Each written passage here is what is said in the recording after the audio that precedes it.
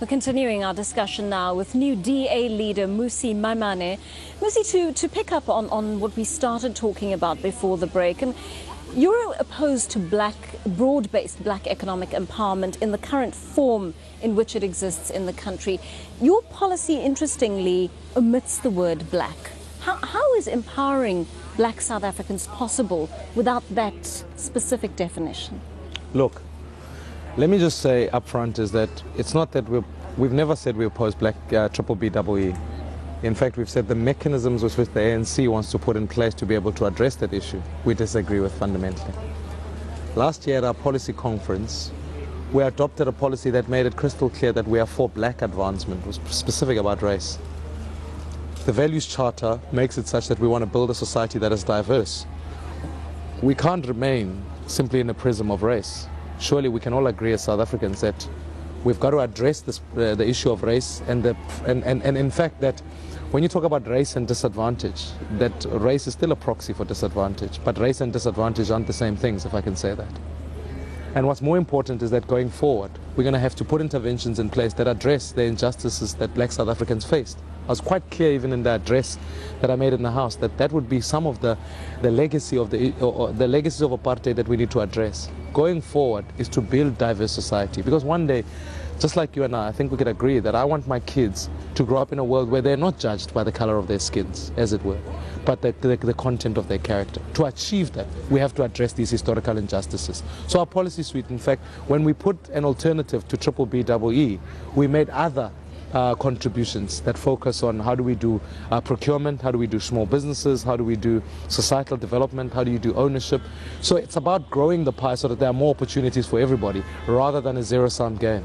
So some of the individuals who seem likely to drive this transformation agenda within the DA are individuals like Mbali Ntuli, your youth leader, and yet that's someone who didn't support you in this race. She supported Wilmot James instead. Is that because you're offering a sort of watered down, a tepid version of transformation that's a comfortable definition for the white middle class that supports you? No, look. The exercise here is about those who support our values, the value of non-racialism. I don't also in the same tone want to create a party that will come in and say, well, we must come, I'm not saying that about Mbali Ntuli, but people must come out here and argue a version that in fact regresses us rather than progresses us. I think what's going to be crucial is that I've always, I think Mbali is a very good South African. She'll contribute to our party if she feels she's got a role to play and add. But there are many others in the party who see our values. Well, that's what we must unite behind. We must never unite behind people. We must unite behind these values that we want to take forward. And I think there are processes in the party where you can argue policy, you can debate it, you can come to a point where you say, this is what I mean by this, that we can bring a consensus that all of us move forward with. I'm not building a DA for Mmusi Maimane and Mmusi Maimane supporters. I'm building a DA for all South Africans, and for those who see our values, they can pursue that. So I think even for Wilmot James's supporters, I'm going to go out of my way to make sure that they come on board and understand what our values charter is, that we build and we unite behind that and take this party forward. We see, similarly on the land question, there's some suggestion of returning available land. What land does that refer to?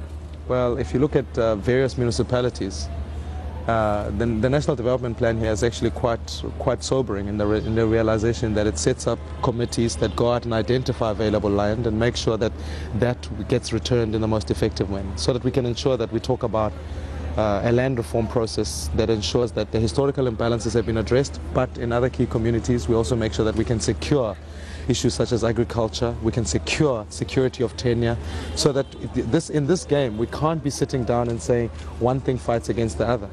It's about ensuring that in fact both win.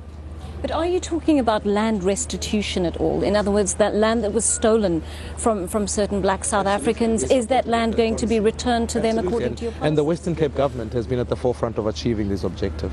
And I think that's sometimes a story that is untold. We work hard at making sure that communities that were dispossessed of their land, and once we've gone through the due process, that gets restored as quickly and as effectively as possible. You're also suggesting that economic redress happens through education, and certainly that's the long-term objective is certainly a very noble one. We can see the value in that, but The population has waited 21 years for freedom and is growing weary of waiting. If there is no short-term objective to be able to advance, what else can be done? I mean, is education as a long-term answer the only answer for those who seek redress? It's not the only answer. We also talk about economic redress. We talk about how do we do black economic empowerment in a way that works and grows the pie. We can't judge the last 21 years. We've seen a government that is incapable, that employs cadres to be able to do the job, and in fact fails at being able to support the economy in the way that it's supposed to go. There are some key challenges here. People are growing impatient because they can't find work. They're growing impatient because in fact the economy isn't growing at the level that it should have been. We should have worked harder at making sure that Eskom does not hold this economy ransom. We should allow other independent power producers to come on board. Of course, when we grow that, we can allow more South Africans, certainly within the procurement space, making sure that more small businesses are being born out of this country, that we become a nation of entrepreneurs. And I would hope that many of those are black entrepreneurs who can be able to, in the supply chain and the procurement process, be able to benefit out of that. But you can't, that is not the only intervention that you put in place. You also have to focus on education. What we haven't seen in this country is that education in this country is still unfair to user value. There are some who get a very good education system, and if you have the money to afford it, you can get in.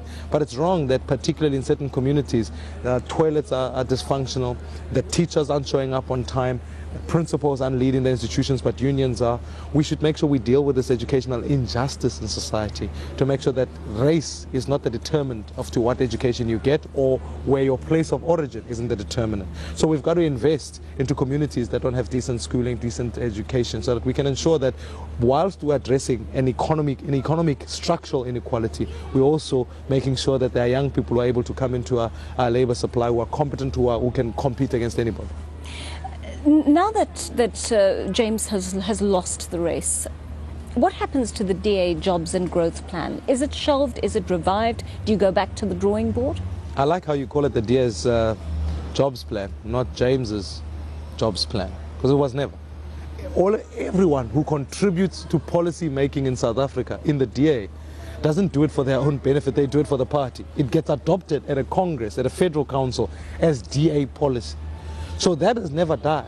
It was always the DA's policy position.